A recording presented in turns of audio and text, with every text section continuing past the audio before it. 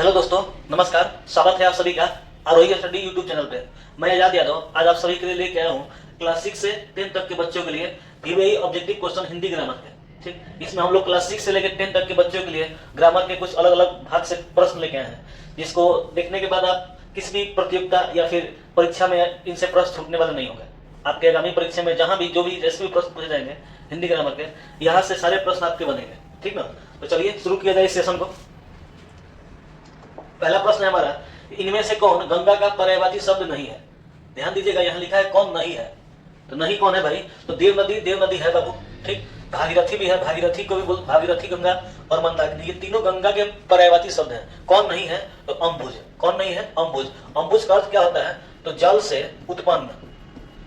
से उत्पन्न यदि कोई वस्तु हो या कोई पशु हो, उसको हम बोलते हैं अम्बुज। पशु हो या फिर पौधा हो, उसी को बोला जाता है अम्बुज। जैसे कि जल से कौन कल, तो शंख का आप नाम सुने होंगे, सीप का नाम सुने होंगे, कमल का नाम सुने होंगे। इन सभी शब्दों के लिए अम्बुज का प्रयोग किया जाता है। ठीक, इसका राइट आंसर क्या होगा? सी, अम्बुज। चलिए आगे बढ़ते हैं। अगला, उपकार शब्द का विलोम। उपकार का विलोम शब्द क्या होगा? तो उपकार का विलोम होगा अपकार। क्या होगा? तो अपकार। अपकार यानी कि सी नंबर। उपकार का विलोम शब्द, विलोम पूछा है मतलब कि विपरीत शब्द क्या हो जाएगा? तो अपकार हो जाएगा। चलिए आगे बढ़ते हैं। जिनका जन्म पहले हुआ हो, जिनका जन्म पहले हुआ हो, उसके लिए एक शब्द। पहले हुआ हो, बाद हुआ हो, अंडे से हुआ हो, अलग अलग टाइप के प्रश्न आते हैं एग्जाम में। तो पूछा है पहले हुआ हो, तो जो पहले हुआ हो उसके लिए होता है अग्रज। जो पहले जन्मा हो, अग्र आगे ज माने जन्मा हो, जो पहले जन्मा हो मतलब जिसका जन्म पहले हुआ है, तो उसके लिए एक शब्द क्या हो जाएगा? अग्रज। अच्छा, अनुज माने क्या हो जाएगा? छोटा। जिसका जन्म बाद में हुआ हो, वो छोटे के लिए आ जाएगा अनुज। जिसका जन्म अंडे से हुआ हो उसके लिए अंडज। जो अभी नया जन्मा हो उसके लिए नवजात। ठीक, जो छोटा हो अर्थात कि जिसका जन्म बाद में हुआ हो अनुज, जिसका जन्म अंडे से हुआ हो अंडज, जो अभी नया जन्मा हो उसके लिए नवजात। ठीक, और जिसका जन्म पहले हुआ हो उसके लिए अग्रज। क्लियर है? आगे बढ़ते हैं। अगला, सांप को दूध पिलाना मुहावरे का अर्थ क्या होगा? तो सांप को दूध पिलाने मुहावरे का अर्थ होता है शत्रु को सहायता देना। सांप का वो शत्रु ही है किसी का, सांप पे भरोसा नहीं किया सकता है। ठीक ना, तो उसको दूध पिलाना मतलब क्या है? अपने किसी भी शत्रु को सहायता पहुंचाना होता है। अर्थ इन कटोरे में दूध रखना, व्यवधान धरना, ये भी दोनों, ये नहीं, शत्रु को सहायता देना। अष्टावक्र पाठ के लेखक, ये बाबू एक बीच में क्वेश्चन आ गया है, कोई बात नहीं, इसको देख लिया जाएगा। अष्टावक्र पाठ के लेखक विष्णु प्रभाकर। चलिए आगे बढ़ते हैं, व्याकरण का प्रश्न नहीं था। आकाश का पर्यायवाची शब्द बताना है। आकाश का पर्यायवाची, पर्यायवाची का मतलब समानार्थी शब्द, जो समान अर्थ देता हो। पर्यायवाची शब्द बताएं तो वो आकाश का पर्यायवाची होगा अंबर। क्या हो जाएगा? अंबर। पावक समझ ही रहे हैं, पावक माने किसका है? तो आग का पर्यायवाची है। सोम किसका है? चंद्रमा का है। अभी अंबुज बताए थे, अंबुज यानी कि कमल, शंख बताए थे ना, सीप, तो ये सब किसका है? अंबुज का पर्यायवाची शब्द जाएगा। अंबर किसका है? आकाश का। अंबर के अलावा गगन, इसके अलावा और भी आसमान। ठीक, ये सब आकाश के पर्यायवाची शब्द हैं। आगे बढ़ते हैं। निम्न में से सर्वनाम शब्द चुने। इनमें से कौन सर्वनाम है? सर्वनाम जो संज्ञा की विशेषता बताता है वही ना सर्वनाम होता है। देखिए, तो यहाँ पे हमको छांटना कि सर्वनाम शब्द कौन है। तो अब राम, तो राम क्या है? तो राम तो संज्ञा है। गाय भी क्या है? संज्ञा है। बहुत क्या है? तो विशेषण है। आप क्या हो जाएगा? सर्वनाम हो जाएगा। इसके अलावा आप, मैं, वह, तुम, यह, जैसे इतने शब्द होते हैं वो सब के सब क्या होते हैं? सर्वनाम होते हैं। जैसे राम पटना जा रहा है, वह कल लौटेगा, तो यहाँ राम संज्ञा हो गया, वह कल लौटेगा, वह जो है राम के लिए ही आया है, तो राम क्या हो जाएगा? सॉरी, वह क्या हो जाएगा? सर्वनाम हो जाएगा। ठीक ना, चलिए, तो संज्ञा के जो बदले में आता है उसे बोलते हैं सर्वनाम। क्रय का विलोम बताना है। क्रय, क्रय का विलोम यानी उल्टा, तो क्रय का विलोम क्या होगा? विक्रय। क्रय का उल्टा क्या होगा? विक्रय। ठीक, आगे बढ़ते हैं। अच्छा, यहाँ पे पूछ दिया जाता है कि खरीदना का उल्टा बेचना, खरीदना का बेचना। कान देना मुहावरे का अर्थ। कान देना एक मुहावरा है, कान देना, इसका अर्थ क्या होगा? ऑप्शन सुनिएगा। चुगली करना, जी नहीं। ध्यान देना, नफरत करना, प्यार करना। तो कान देने का अर्थ होता है ध्यान देना। नहीं लोग कहते हैं कि कान लगा के सुनिए ध्यान से, जिससे बातें अच्छे से समझ में आए। तो कान देना मुहावरे का अर्थ क्या हो जाएगा? ध्यान देना। चलिए आगे बढ़ते हैं। निम्न में से कौन संज्ञा है? अब इसमें संज्ञा चुनना है।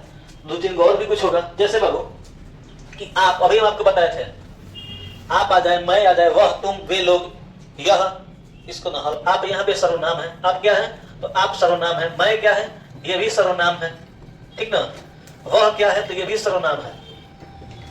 अब पटना क्या है? पटना ही क्या है? संज्ञा है। क्यों? क्योंकि तो किसी खास स्थान का नाम है। संज्ञा किसे कहते हैं? किसी व्यक्ति, वस्तु या जगह, स्थान के खास नाम को हम क्या बोलते हैं? संज्ञा। तो यहाँ पटना क्या है? संज्ञा है।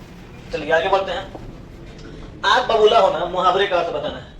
आग बबूला होना मुहावरे का अर्थ। ऑप्शन है आग जलाना, गुस्सा करना, कपटी, अपमानित करना। तो इसका सही आंसर होगा गुस्सा करना। क्या होगा सही आंसर? तो गुस्सा करना। आग बबूला होना, गुस्सा होना, ठीक ना? गुस्सा करना या गुस्सा होना। आगे पवित्र का विलोम शब्द बताएं। पवित्र शब्द है, इसका विलोम बताना है। विलोम अर्थात कि उल्टा। इसका विलोम शब्द पवित्र, ऑप्शन सुनेगा पुण्य, ट्रेंड, विजय, अपवित्र। तो पवित्र का विलोम हो जाएगा अपवित्र। क्या हो जाएगा? अपवित्र। पुण्य का उल्टा हो जाएगा पाप। क्या हो जाएगा? पाप। ठीक, आगे बढ़ते हैं। अगला है जो पूजने योग्य हो उसके लिए एक शब्द। जो पूजने योग्य हो उसके लिए एक शब्द क्या हो जाएगा? जो पूजने योग्य हो उसके लिए एक शब्द हो जाएगा पूजनीय या पूज्य। ठीक है, पूज्य क्या हो जाएगा? पूज्य, या ये भी हो सकता है पूजनीय, पूजनीय ये भी हो जाएगा। ठीक, चलिए आगे बढ़ते हैं। नस्वर। आगे है देव का विलोम शब्द। देव का विलोम शब्द, विलोम पूछा है तो देव का विलोम क्या हो जाएगा? दानव। देव यानी देवता, दानव यानी राक्षस। तो देव का विलोम क्या हो जाएगा? दानव। ऐसे मानव का भी विलोम होता है दानव ही।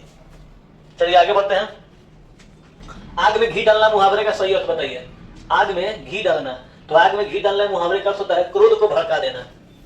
क्रोध में कोई व्यक्ति है, अगर उसके कान में हम कुछ और गलत बात डाल देंगे तो वो और ज्यादा क्रोधित हो जाएगा। उसी को बोलते हैं आग में घी डालना। जैसे आग जल रही है, उसमें हम घी जाके डालें तो आग और क्या हो जाएगी? फैल जाएगी। वैसे यदि हम गुस्सा है और किसी के ऊपर और उसी की बात को आके और हमारे कान में भर दे तो हम और ज्यादा क्या हो जाएंगे? क्रोधित हो जाएंगे। इसलिए होता है इसका अर्थ क्रोध को भड़का देना और अधिक। मानव का विलोम शब्द, तो मानव का विलोम दानव। मानव क्या हो जाएगा? दानव। चलिए आगे बढ़ते हैं। जो नहीं हो सकता है उसके लिए एक शब्द बताएं। अनेक शब्दों के एक शब्द, ये इस टॉपिक का प्रश्न है। जो नहीं हो सकता, तो जो नहीं हो सकता उसे क्या बोलेंगे एक शब्द में? असंभव। अच्छा, अभूतपूर्व, जो पहले कभी ना हुआ हो। जो पहले कभी ना हुआ हो, जो पहले कभी ना हुआ हो उसे अभूतपूर्व। संभव, जो हो सकता है, जो हो सकता है उसके लिए एक शब्द क्या हो जाएगा? संभव। जो पहले कभी ना हुआ हो उसके लिए एक शब्द हो जाएगा अभूतपूर्व। जो नहीं हो सकता है उसके लिए एक शब्द असंभव। चलिए आगे बढ़ते हैं। अगला आंख का पर्यायवाची शब्द। पर्यायवाची मतलब जो समान अर्थ दे। तो आंख का पर्यायवाची इसमें क्या हो जाएगा? नयन। सही आंसर क्या होगा? नयन। आगे बढ़ते हैं। छात्र शब्द का स्त्रीलिंग। स्त्रीलिंग बताना है। ये अकारांत स्त्रीलिंग शब्द में आएगा छात्र का स्त्रीलिंग। तो छात्र का स्त्रीलिंग होता है छात्रा। छात्र का क्या होता है? छात्रा। इसके अलावा और भी शब्द हैं, जैसे शिष्य है तो शिष्य का क्या हो जाएगा? शिष्या हो जाएगा। ठीक ना? ऐसे शब्द होते हैं। प्रिय है, प्रिय। प्रिय का क्या हो जाता है? प्रिया हो जाता है। ठीक ना? ऐसे बहुत से शब्द आते हैं, अकारांत स्त्रीलिंग शब्द इसको कहा जाता है। आगे बढ़ते हैं। पवन का संधि विच्छेद करें। पवन एक शब्द है, इसका संधि विच्छेद करना है। तो पवन का संधि विच्छेद पन धन वन, पो धन अन, पा धन वन, पौ धन अन। इसका सही संधि विच्छेद पो धन अन मतलब कि पवन। पो धन अन मतलब पवन। इसका सही संधि विच्छेद पो धन अन पवन। भ का उच्चारण स्थान बताएं। भ, ओष्ठ। भ का उच्चारण स्थान क्या हो जाएगा? ओष्ठ हो जाएगा। ठीक ना? चलिए आगे बढ़ते हैं। तो भ के अलावा प, फ, ब, भ सब हो जाएगा। प भी हो जाएगा। ये सब के सब क्या हो जाएंगे? ओष्ठ। इन सभी वर्णों का उच्चारण स्थान क्या होगा? तो ओष्ठ ही होगा, मतलब ओठ। ठीक ना? चलिए आगे बढ़ते हैं। संधि के कितने भेद होते हैं? संधि के कितने भेद? 4, 5, 3, 2। और संधि के भेद होते हैं 3। कितने होते हैं? 3। स्वर संधि, व्यंजन संधि और एक होता है विसर्ग संधि। यही 3 भेद हैं संधि के। स्वर संधि, व्यंजन संधि और विसर्ग संधि, यही 3 संधि के भेद हैं। चलिए आगे बढ़ते हैं। सुगंध शब्द का विलोम। विलोम अर्थात कि उल्टा बताना है। सुगंध का विलोम क्या हो जाएगा? तो सुगंध का विलोम हो जाएगा दुर्गंध। सुगंध का विलोम दुर्गंध। ठीक ना? आगे अमृत का पर्यायवाची बताना है। पर्यायवाची तो समान अर्थ जो उसे पर्यायवाची बोलते हैं। तो अमृत का पर्यायवाची क्या होगा? सुधा। अमृत का पर्यायवाची क्या हो जाएगा? सुधा। चलिए आगे बढ़े। अमृत का पर्यायवाची सुधा। आगे, इनमें से कौन पार्वती का पर्यायवाची शब्द नहीं होगा? अच्छा, यहाँ नहीं जुड़ा है, ये भी ध्यान में देना है। में कौन पार्वती का पर्यायवाची शब्द नहीं होगा? नहीं पूछा है तो शिवा। शिवा यानी कि पार्वती माँ को शिवा बोलते हैं। उमा, उमा भी किसे बोलते हैं? तो शिव जी की पत्नी यानी पार्वती को ही। लेकिन शिव जो है ना, शिव ये भगवान शंकर का नाम है, भोलेनाथ का नाम है, इसलिए ये क्या हो जाएगा? इनका पर्यायवाची नहीं है। भवानी जी का पर्यायवाची है, तो ये ऑप्शन सी सही होगा। और ये तीनों के तीनों नाम किनके हैं? पार्वती जी के ही है, ठीक ना। उमा, शिवा, भवानी, ये सब किसके हैं? गौरा, ये सब इन्हीं का पर्यायवाची नाम है, पार्वती जी का। परंतु शिव इनका नाम नहीं है, इनके पति का नाम है, भगवान शिव। आगे बढ़ते हैं। जो मन को हर ले उसके लिए एक शब्द बताना है। अनेक शब्द, जो मन को हर ले, जो मन को हर ले उसके लिए शब्द क्या हो जाएगा? तो मनोहर। क्या हो जाएगा? मनोहर। उसे बोलेंगे मनोहर। जो मन को हर ले उसके लिए शब्द क्या हो जाएगा? तो मनोहर। आगे, नमस्कार का सही संधि विच्छेद करें। नमस्कार, तो नमः धनकार, नमस्कार का क्या होगा? ये विसर्ग संधि है, नमः धनकार, नमस्कार, ठीक ना। चलिए आगे बढ़े। ऐसे ही पूछा सकता है कि नमस्कार में कौन सी संधि है? तो नमस्कार में कौन सी संधि? विसर्ग संधि। कौन संधि? ऐसे ही प्रश्न आ सकता है कि नमस्कार में कौन सी संधि होगी? तो विसर्ग संधि, ठीक ना। ऐसे ही प्रश्न पे ध्यान देना है आपको। मक्खन लगाना मुहावरे का अर्थ। मक्खन लगाना मुहावरे का अर्थ, मालिश करना, खुशामद करना। मक्खन लगाना, परहेज करना। तो बाबू इसका होता है सही अर्थ खुशामद करना। क्या करना? खुशामद करना। मक्खन लगाना, खुशामद करना, गुलामी करना किसी की। चलिए आगे बढ़ते हैं। प्रिय शब्द का स्त्रीलिंग। प्रिय शब्द का स्त्रीलिंग पूछा है, अभी बताए थे। अकारांत स्त्रीलिंग शब्द में आता है प्रिया। प्रिय का स्त्रीलिंग क्या होगा? प्रिया। भार्य का भार्या, छात्र का छात्रा, शिष्य का शिष्या। चलिए आगे बढ़े। प्रिय का स्त्रीलिंग प्रिया। पंडित शब्द का विलोम उल्टा। पंडित मन होता है ज्ञानी, इसका विलोम क्या हो जाएगा? जो कुछ नहीं जान रहा है, मूर्ख है। इसमें क्या दिख रहा है? मूर्ख ही ना। साधु, महात्मा, मूर्ख, सन्यासी, ये कोई नहीं होगा, क्या हो जाएगा? मूर्ख। पंडित का विलोम शब्द क्या होगा? मूर्ख हो जाएगा। चलिए आगे बढ़ते हैं। पत्नी का पर्यायवाची शब्द होगा। पर्यायवाची पूछा, इनमें से कौन है जो पत्नी का पर्यायवाची? तो भार्या। पत्नी का पर्यायवाची क्या होता है? भार्या होता है, ठीक। अर्धांगिनी होता है, अर्धांगिनी भी होता है, पत्नी भी होता है। आगे बढ़े। द का उच्चारण द। द का उच्चारण क्या होता है? तालु, कंठ, दंत, ओष्ठ। द का होता है दंत। द का उच्चारण क्या होता है? दंत ही होता है। त, थ, द, ध, ये सब का उच्चारण क्या है? दंत है। त, थ, द और ध, इन सब का उच्चारण क्या हो जाएगा? तो दंत हो जाएगा। इसमें बच गया एगो नौ। तो नौ का होता है नासिक। नासिका उसको बोलते हैं, नासिका। नौ का उच्चारण क्या है? नासिका। आगे बढ़े। सुमन शब्द का अर्थ बताएं। सुमन, सुमन शब्द का अर्थ क्या होगा? सूर्य, फूल, सुंदर, नॉट। तो इसका आंसर क्या होगा? सुंदर। फूल का सुंदर, अरे सॉरी बाबू, सुमन का हो जाएगा सूर्य, सही अर्थ। सुमन का अर्थ क्या होता है? फूल होता है, ठीक है बाबू। सुमन का अर्थ क्या होता है? फूल। कुसुम भी होता है इसका, इसके अलावा कुसुम। सुमन, कुसुम, फूल, पुष्प, ये सब एक ही शब्द है, पर्यायवाची शब्द है। सूर्य का हो जाएगा भास्कर, सूर्य का भास्कर, रवि, सूरज, ये सब सूर्य के पर्यायवाची हैं, ठीक। चलिए आगे बढ़े। स्वागत शब्द का संधि विच्छेद। स्वागत का संधि विच्छेद करना है। सही संधि विच्छेद। स्वधन आगत, स्वागत जी नहीं, गलत है। स्वाधन आगत, ये भी गलत है। स्वधन अगत, ये भी गलत है। सही कौन सा हो जाएगा? सुधन आगत, सुधन आगत, ये है इसका सही संधि विच्छेद, स्वागत, ठीक ना। चलिए आगे बढ़ते हैं। जिसका कोई अर्थ ना हो उसके लिए एक शब्द चुनना है। जिसका कोई अर्थ ही ना हो, व्यर्थ, गलत। अजात शत्रु, जिसका कोई शत्रु ना हो उसके लिए होता है अजात शत्रु। निराधीन, ये भी नहीं होगा। सही अर्थ क्या है? सही जवाब क्या है? अर्थहीन। जिसका कोई अर्थ ना उसके लिए शब्द है अर्थहीन। चलिए आगे बढ़ते हैं।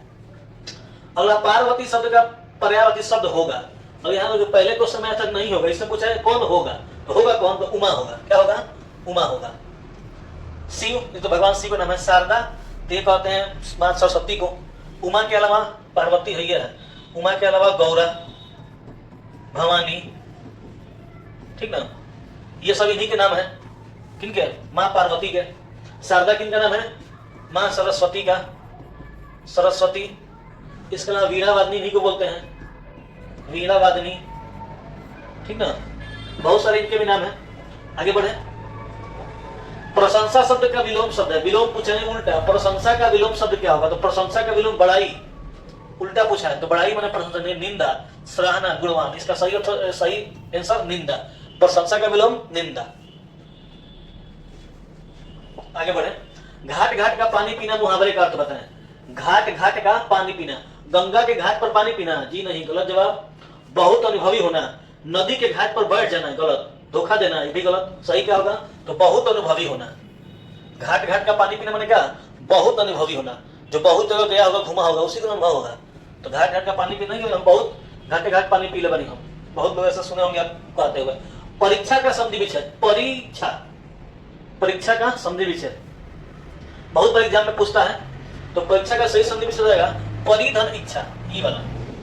ये तो आधा च और आपको छ दिख रही है, इससे बदल जाता है, इसका नियम है। संधि पढ़े होंगे तो आपको बताया गया होगा, कैसे ही बदल के हो जा रहा है। तो परीक्षा, परिधन इच्छा, इसका सही संधि परिधन इच्छा, परीक्षा। चलिए आगे बढ़ते हैं। अभिनेता शब्द का स्त्रीलिंग बताएं।